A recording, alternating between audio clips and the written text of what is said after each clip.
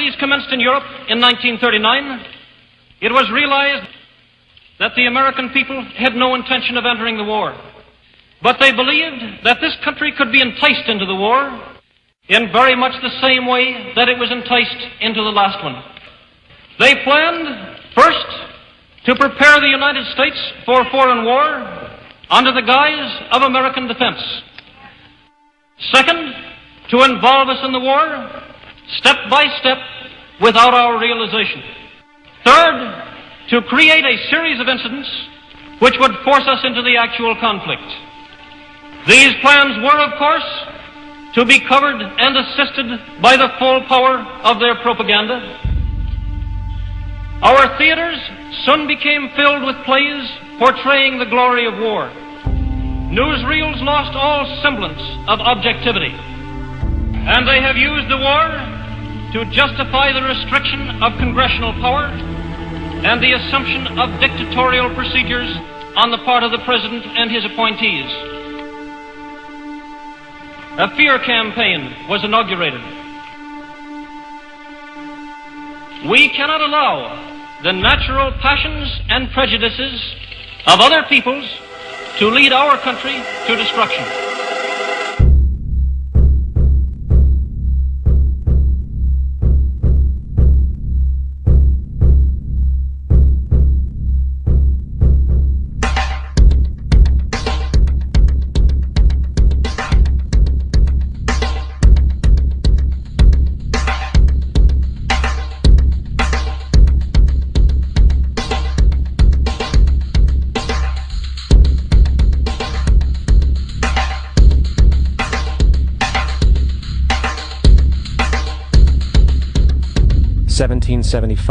The American Revolutionary War began as the American colonies sought to detach from England and its oppressive monarchy. Though many reasons are cited for the revolution, one in particular sticks out as the prime cause: that King George III of England outlawed the interest-free, independent currency the colonies were producing and using for themselves, in turn forcing them to borrow money from the Central Bank of England at interest, immediately putting the colonies into debt. And, as Benjamin Franklin later wrote, the refusal of King George III to allow the colonies to operate an honest money system which freed the ordinary man from the clutches of the money manipulators was probably the prime cause of the revolution. In 1783, America won its independence from England. However, its battle against the central bank concept and the corrupt, greed-filled men associated with it had just begun. So what is a central bank? A central bank is an institution that produces the currency of an entire nation. Based on historical precedent, two specific powers are inherent in central banking practice: the control of interest rates and the control of the money supply, or inflation. The central bank does not simply supply a government's economy with money, it loans it to them at interest. Then, through the use of increasing and decreasing the supply of money, the central bank regulates the value of the currency being issued. It is critical to understand that the entire structure of this system can only produce one thing in the long run: debt. It doesn't take a lot of ingenuity to figure this scam out. For every single dollar produced by the central bank is loaned at interest. That means every single dollar produced is actually the dollar plus a certain percent of debt based on that dollar.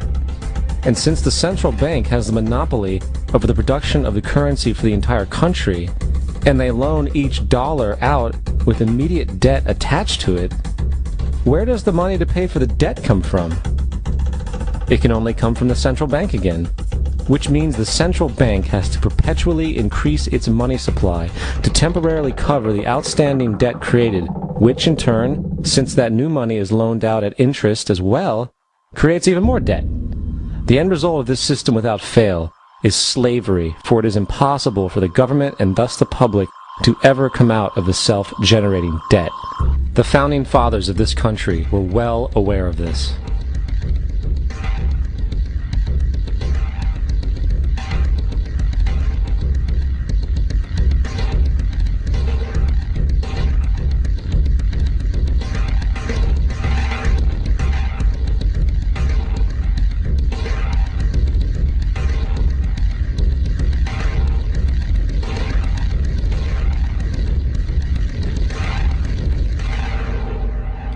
By the early 20th century, the U.S. had already implemented and removed a few central banking systems, which were swindled into place by ruthless banking interests. At this time, the dominant families in the banking and business world were the Rockefellers, the Morgans, the Warburgs, the Rothschilds. And in the early 1900s, they sought to push, once again, legislation to create another central bank. However, they knew the government and public were very weary of such an institution, so they needed to create an incident to affect public opinion. So, J.P. Morgan, publicly considered a financial luminary at the time, exploited his mass influence by publishing rumors that a prominent bank in New York was insolvent or bankrupt. Morgan knew this would cause mass hysteria, which would affect other banks as well. And it did. The public, in fear of losing their deposits, immediately began mass withdrawals. Consequently, the banks were forced to call in their loans, causing the recipients to sell their property, and thus a spiral of bankruptcies, repossessions, and turmoil emerged.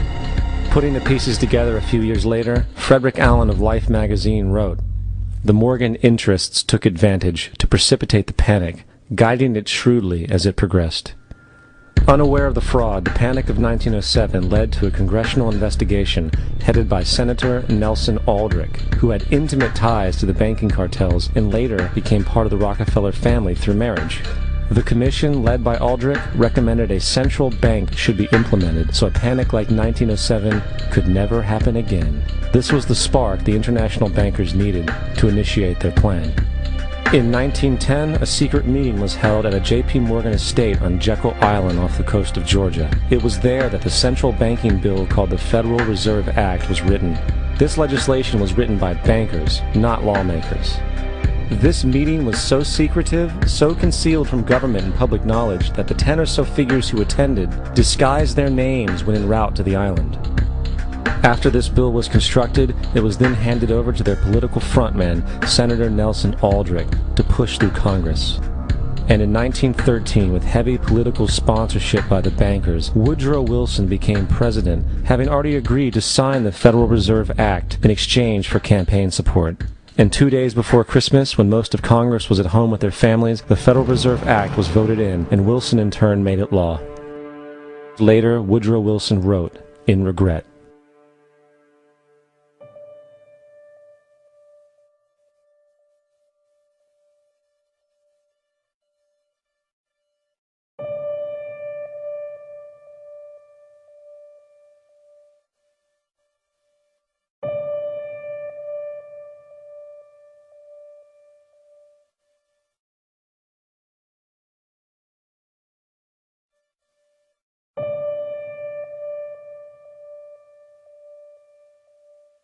Congressman Louis McFadden also expressed the truth after the passage of the bill. A world banking system was being set up here, a superstate controlled by international bankers, acting together to enslave the world for their own pleasure. The Fed has usurped the government. Now, the public was told that the Federal Reserve System was an economic stabilizer, and inflation and economic crises were a thing of the past. Well, as history has shown, nothing is further from the truth. The fact is, the international bankers now had a streamlined machine to expand their personal ambitions. It's alive! It's alive! It's alive! For example, from 1914 to 1919, the Fed increased the money supply by nearly 100%, resulting in extensive loans to small banks and the public. Then, in 1920, the Fed called in mass percentages of the outstanding money supply, thus resulting in the supporting banks having to call in huge numbers of loans, and, just like 1907, bank runs, bankruptcy, and collapse occurred. Over 5,400 competitive banks outside of the Federal Reserve System collapsed, further consolidating the monopoly of the small group of international bankers. Privy to this crime, Congressman Lindbergh stepped up and said in 1921, "Under the Federal Reserve Act, panics are scientifically created. The present panic is the first scientifically created one, worked out as we figure a mathematical equation." However, the panic of 1920 was just a warm-up. From 1921 to 1929, the Fed again increased the money supply, resulting once again in extensive loans to the public and banks. There was also a fairly new type of loan called a margin loan in the stock market. Very simply, the margin loan allowed an investor to put down only 10% of a stock's price, with the other 90% being loaned through the broker. In other words, a person could own $1,000 worth of stock with only $100 down. This method was very popular in the roaring 1920s, as everyone seemed to be making money in the market. However, there was a catch to this loan.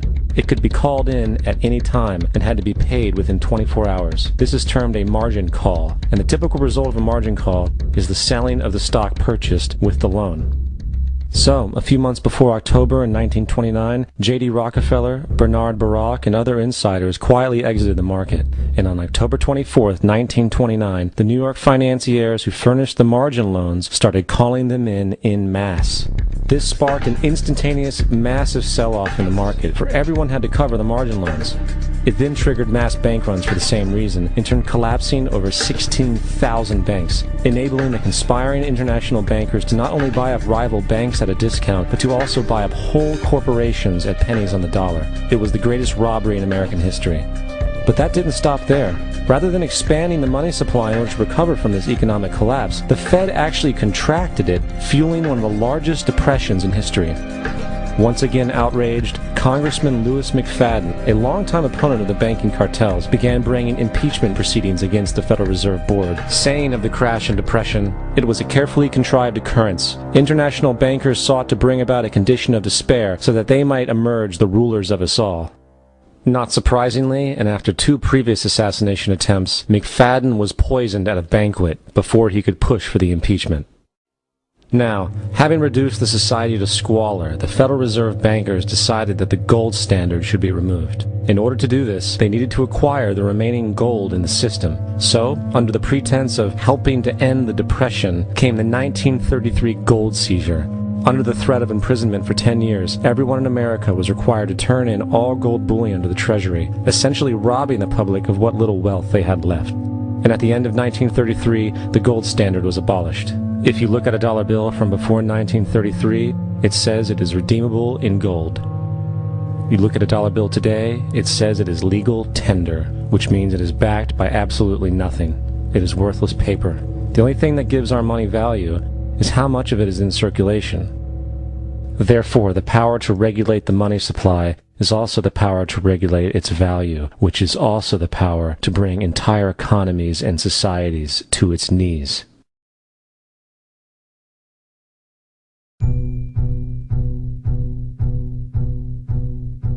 It's important to clearly understand, the Federal Reserve is a private corporation. It is about as Federal Express. It makes its own policies and is under virtually no regulation by the U.S. government.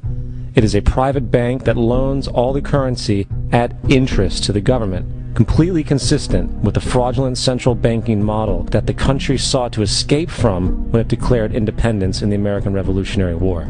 Now, going back to 1913, the Federal Reserve Act was not the only unconstitutional bill pushed through Congress. They also pushed the federal income tax.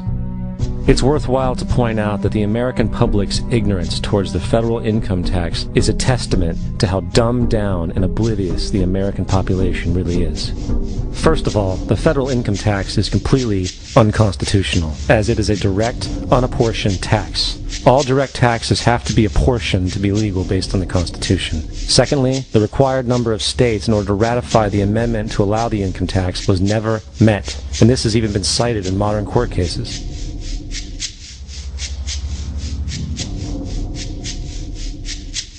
Third, at the present day, roughly 25% of the average worker's income is taken via this tax. And guess where that money goes?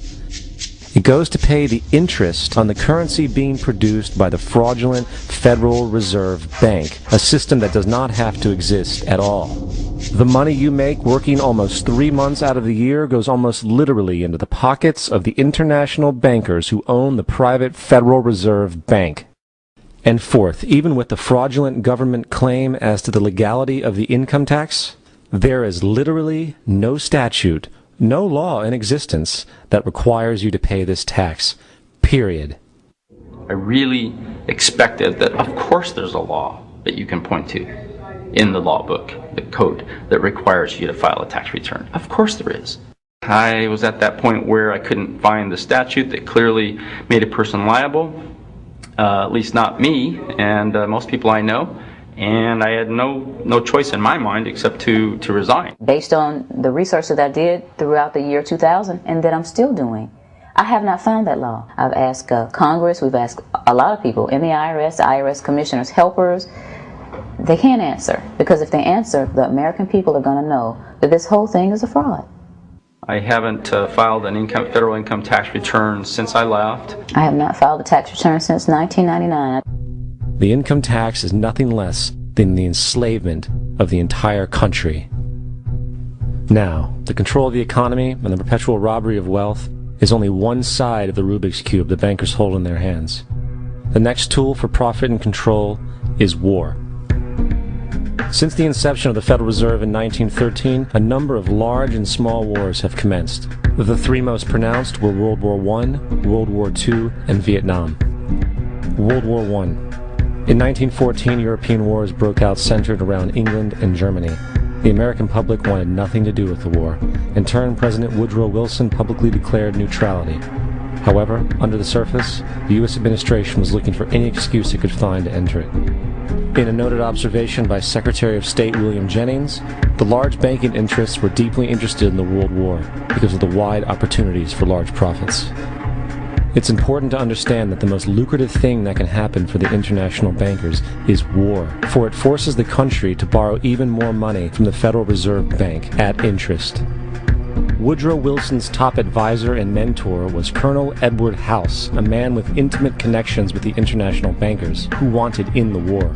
In a documented conversation between Colonel House, Wilson's advisor, and Sir Edward Grey, the Foreign Secretary of England, regarding how to get America into the war, Grey inquired, "What will Americans do if Germans sink an ocean liner with American passengers on board?" House responded, "I believe that a flame of indignation would sweep the United States, and that by itself would be sufficient to carry us into war."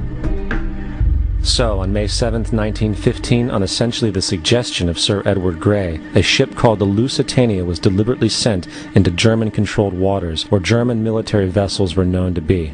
And, as expected, German U-boats torpedoed the ship, exploding stored ammunition, killing 1,200 people. To further understand the deliberate nature of this setup, the German embassy actually put advertisements in the New York Times telling people that if they boarded the Lusitania, they did so at their own risk, as such a ship sailing from America to England through the war zone would be liable to destruction. In turn, and as anticipated, the sinking of the Lusitania caused a wave of anger among the American population, and America entered the war a short time after. The First World War caused 323,000 American deaths. J.D. Rockefeller made $200 million off of it.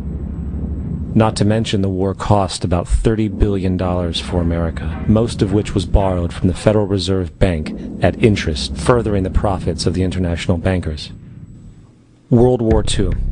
On December 7, 1941, Japan attacked the American fleet at Pearl Harbor, triggering our entry into that war. President Franklin D. Roosevelt declared the attack was a day that will live in infamy. A day of infamy indeed, but not because of the alleged surprise attack on Pearl Harbor. After 60 years of surfacing information, it is clear that not only was the attack on Pearl Harbor known weeks in advance, it was outright wanted and provoked. Roosevelt, whose family had been New York bankers since the 18th century, whose uncle Frederick was on the original Federal Reserve Board, was very sympathetic to the interests of the international bankers, and the interest was to enter the war, as we've seen, nothing is more profitable for international bankers than war. In a journal entry by Roosevelt's Secretary of War Henry Stimson, dated November 25, 1941, he documented a conversation he had with Roosevelt. The question was, how should we maneuver them into firing the first shot? It was desirable to make sure the Japanese be the ones to do this, so that there should remain no doubt as to who were the aggressors. In the months leading up to the attack on Pearl Harbor, Roosevelt had done almost everything in his power to anger the Japanese, showing a posture of aggression. He halted all of Japan's imports of American petroleum. He froze all the Japanese assets in the United States. He made public loans to nationalist China and supplied military aid to the British, both enemies of Japan in the war, which, by the way, is completely in violation of international war rules. And on December 4th, 3 days before the attack, Australian intelligence told Roosevelt about a Japanese task force moving towards Pearl Harbor. Roosevelt ignored it.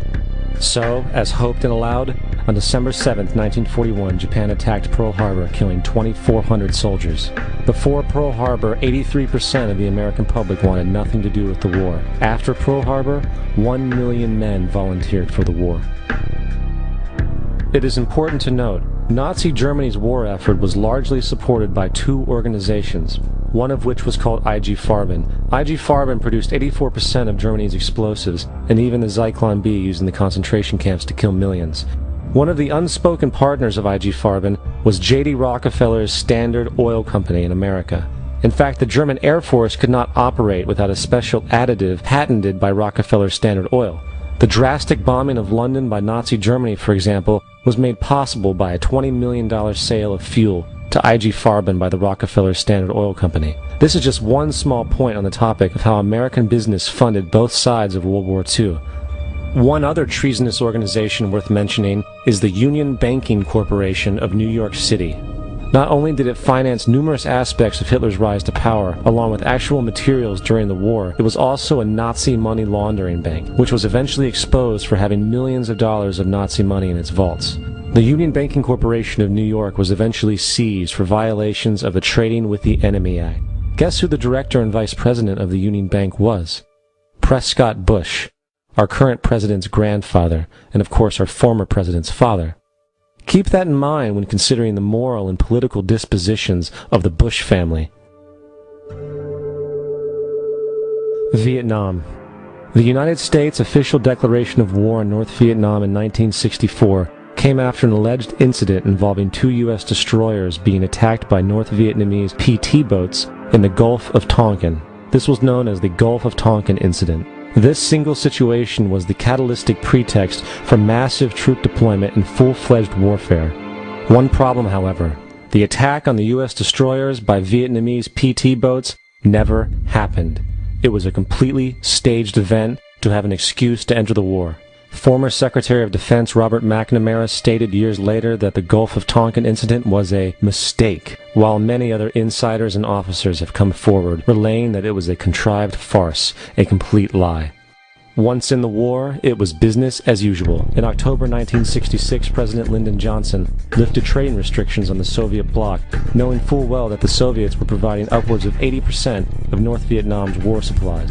Consequently, Rockefeller interests financed factories in the Soviet Union, which the Soviets used to manufacture military equipment and send it to North Vietnam. However, the funding of both sides of this conflict was only one side of the coin. In 1985, Vietnam's rules of engagement were declassified. This detailed what American troops were and were not allowed to do in the war. It included absurdities like North Vietnamese anti-aircraft missile systems could not be bombed until they were known to be fully operational. No enemy could be pursued once they crossed the border of Laos or Cambodia. And most revealing of all, the most critical strategic targets were not allowed to be attacked unless initiated by high military officials. Apart from these imposed ludicrous limitations, North Vietnam was informed of these restrictions and therefore could base entire strategies around the limitations of the American forces. This is why the war went on so long. And the bottom line is this: the Vietnam War was never meant to be won, just sustained. This war for profit resulted in 58,000 American deaths and 3 million dead Vietnamese. So, where are we now? September 11th was the jumpstart for what is now an accelerated agenda by the ruthless elite. It was a staged war pretext no different than the sinking of the Lusitania, the provoking of Pearl Harbor, and the Gulf of Tonkin lie. In fact, if 9/11 wasn't a planned war pretext, it would be an exception to the rule. It has been used to launch two unprovoked illegal wars, one against Iraq and one against Afghanistan. However, 9/11 was a pretext for another war as well, the war against you.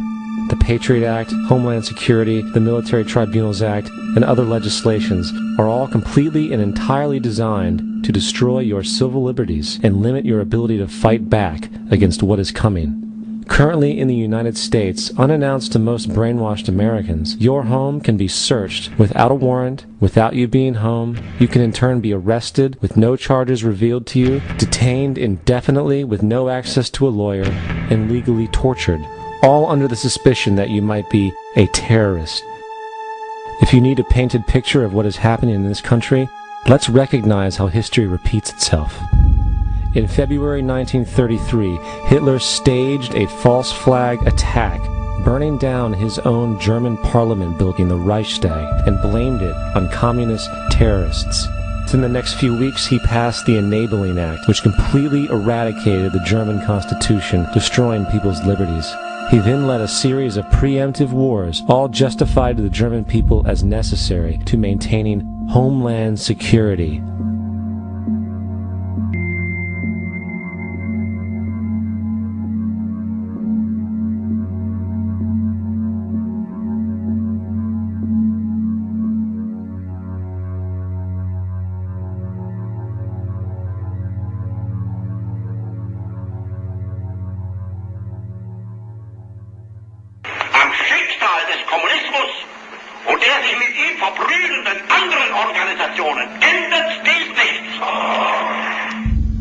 Our enemy is a radical network of terrorists and every government that supports them. It's time to wake up. The people in power go out of their way to make sure that you are perpetually misled and manipulated. The majority's perception of reality, especially in the political arena, is not their own. It is shrewdly imposed upon them without them even knowing it. For example, the public at large actually believes the invasion of Iraq is going badly, as sectarian violence doesn't seem to stop. What the public fails to see is that the destabilization of Iraq is exactly what the people behind the government want. This war is to be sustained so the region can be divided up, domination of the oil maintained, continual profits reaped for the defense contractors, and most importantly, permanent military bases established to be used as a launching pad against other oil-bearing, non-conforming countries such as Iran and Syria. For further implication that the civil war and destabilization is purely intentional, in 2005, 2 elite British SAS officers were arrested by Iraqi police after being caught driving around in their car shooting at civilians while dressed up as Arabs. After being arrested and taken to a jail in Basra, the British Army immediately requested the release of these men. When the Basra government refused, British tanks came in and physically broke out the men from the Basra prison. If you wish to destroy an area, how do you do it? Well, there are 2 ways. You can go in there and bomb it and so forth, but that is not very efficient. What you do is you try to get the people in that area to kill each other and to destroy their own territory, their own farms. And that's what's been done in that area. The way in which you destroy an opponent is get him to destroy himself by dividing his ranks against one another. Then you feed both sides. You have agents feeding both sides, inflaming both sides. And they kill each other off. And it's time that some of us woke up to this reality, to understand that people who try to maintain empires and create empires do it by manipulating the people they're trying to conquer. You might want to ask yourself why the entire culture is utterly saturated with mass media entertainment from all sides, while the educational system in America continues its stupefying downward slide since the U.S. government decided to take over and subsidize the public school system. What your government pays for, it gets. When we understand that, then we look at government-financed institutions of education and see the kind of students and the kind of education that's being turned out by these government-financed schools. Logic will tell you that if what is being turned out in those schools was not in accord with what the state and the federal government wanted, then it would change it. The bottom line is that the government is getting what they have ordered. They do not want your children to be educated. They do not want you to think too much. That is why our country and our world has become so proliferated with entertainments, mass media, television shows, amusement parks, drugs, alcohol, and every kind of entertainment to keep the human mind entertained, so that you don't get in the way of important people by doing too much thinking. you had better wake up and understand that there are people who are guiding your life and you don't even know it. We're in a lot of trouble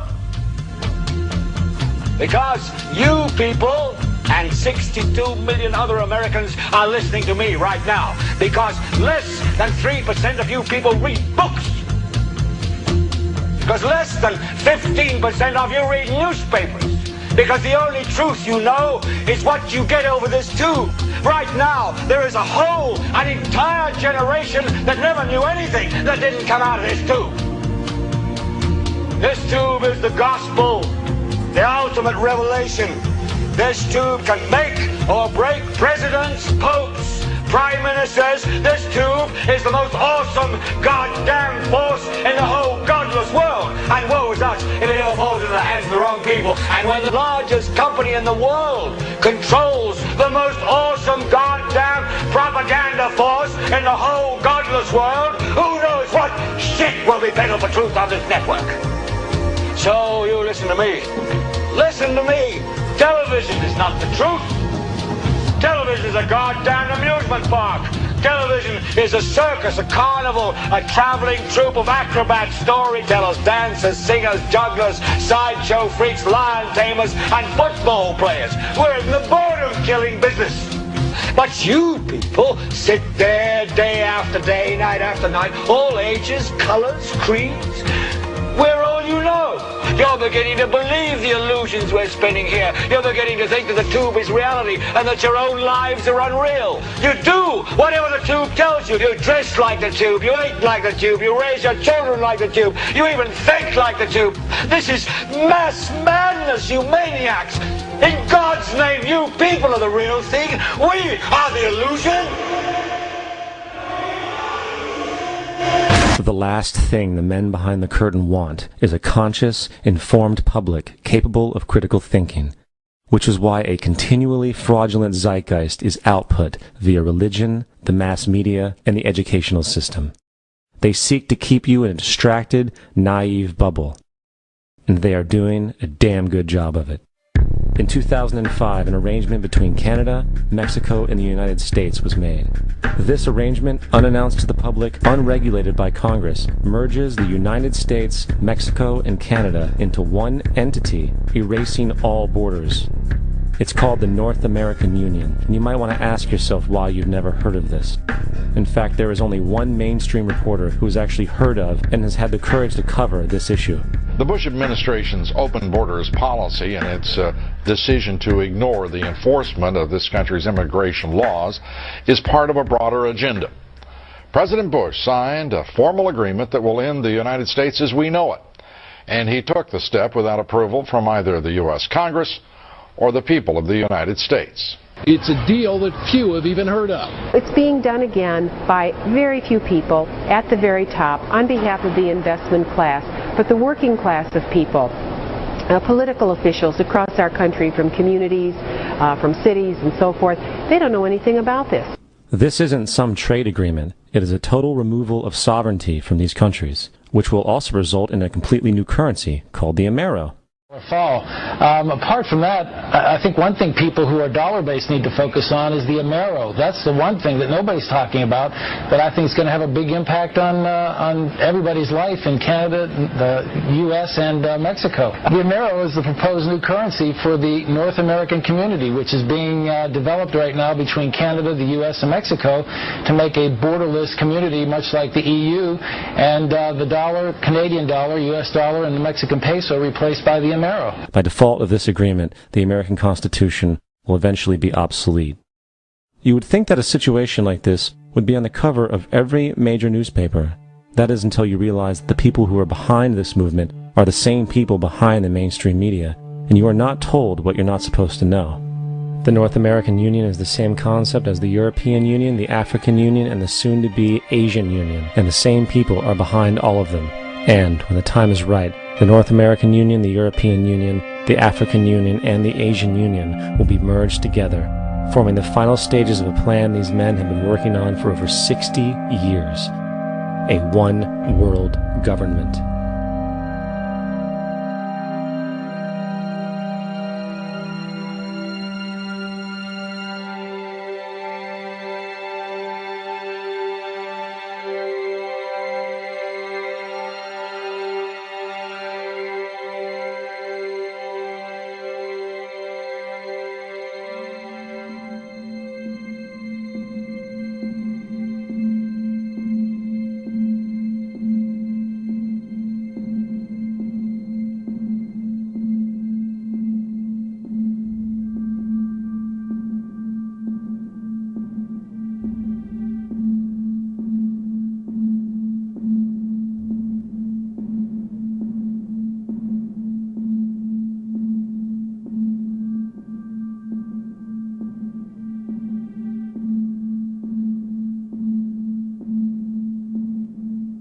One bank, one army, one center of power. And if we have learned anything from history, it is that power corrupts, and absolute power corrupts absolutely. This is Aaron Russo, a filmmaker and former politician. To his left is Nicholas Rockefeller of the infamous Rockefeller banking and business dynasty. After maintaining a close friendship with Nicholas Rockefeller, Aaron eventually ended the relationship, appalled by what he had learned about the Rockefellers and their ambitions. I got a call one day from an attorney woman I knew, and she said, "Would you like to meet one of the Rockefellers?" I said, "Sure, I'd love to." And we became friends, and he began to divulge a lot of things to me. So he said to me one night, he said that there's going to be an event there, and out of that event, you're going to see we're going to go into Afghanistan, so we can run pipelines from the Caspian Sea. We're going to go into Iraq to take the oil and establish a base in the Middle East, and we're going to go into Venezuela and try and get rid of Chavez. And the first two they've accomplished. Chavez they didn't accomplish. And he said you're going to see guys going into caves looking for looking for people that they're never going to find. You know, he was laughing about the fact that you have this war on terror. There's no real enemy. He's talking about how by having this war on terror, you can never win it because it's an eternal war. And so you can always keep taking people's liberties away. And I said, how are you going to convince people that this war is real? He said, but the media can convince everybody it's real. I mean, you know, it's just that you keep talking about things, you keep saying it over and over and over again, and eventually people believe it. You know, you created the Federal Reserve in 1913 through lies. You create 9/11, which is another lie.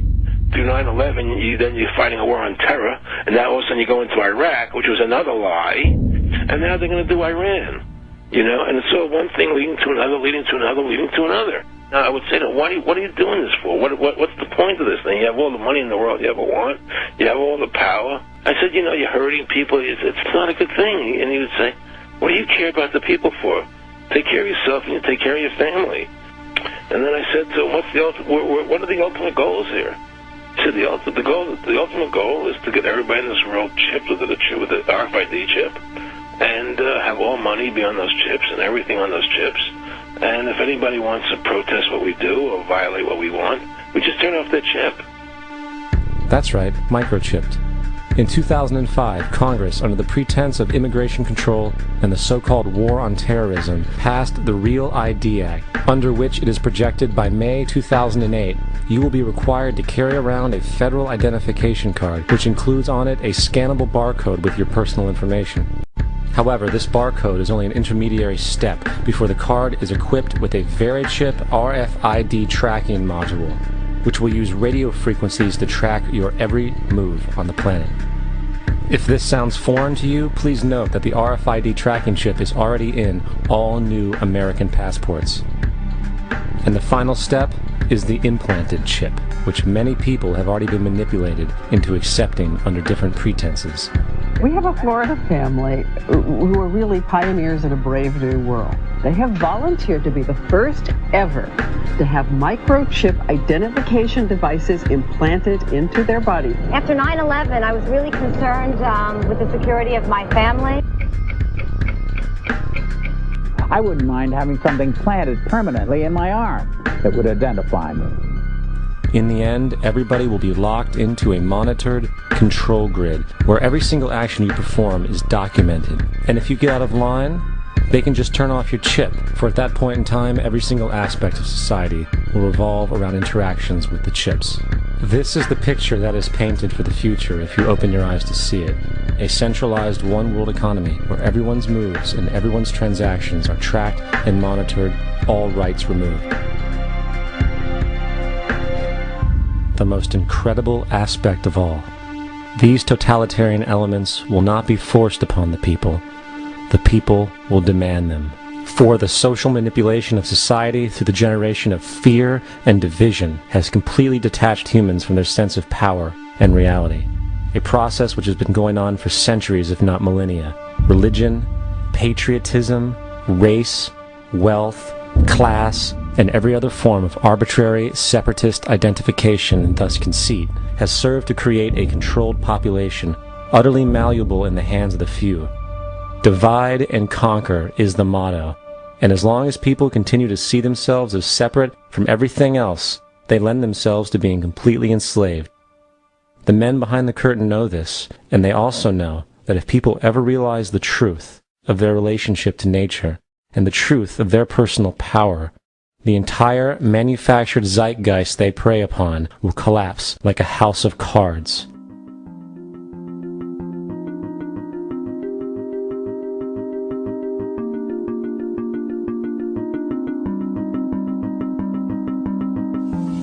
The whole system that we live in drills into us that we're powerless, that we're weak, that our society is evil, that it's crime-ridden, etc., and so forth. It's all a big fat lie. We are powerful, beautiful, extraordinary. There is no reason why we cannot understand who we truly are, where we are going. There is no reason why the average individual cannot be fully empowered. We are incredibly powerful beings. You know, I think I spent 30 years of my life, in the first 30, trying to become something. I wanted to become good at things. I wanted to become good at tennis. I wanted to become good at school and grades and everything I kind of viewed in that perspective. I'm not okay the way I am, but if I got good at things, I realized that I had the game wrong. That the game was to find out what I already was. Find out what I already was.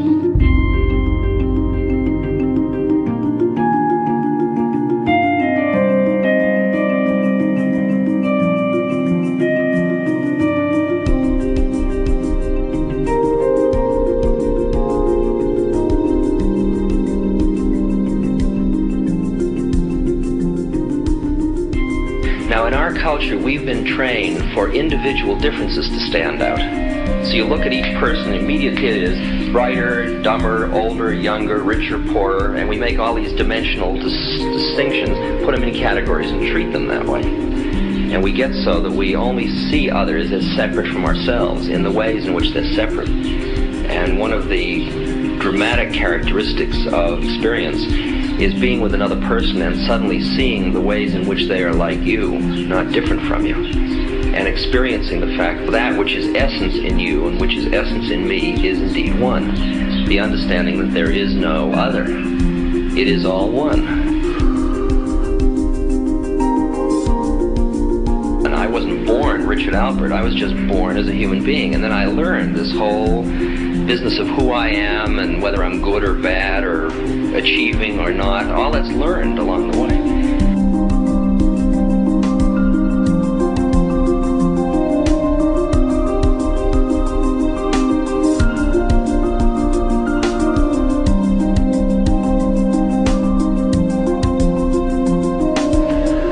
The old appeals to racial, sexual, religious chauvinism, to rabid nationalist fervor are beginning not to work. A new consciousness is developing which sees the earth as a single organism and recognizes that an organism at war with itself is doomed.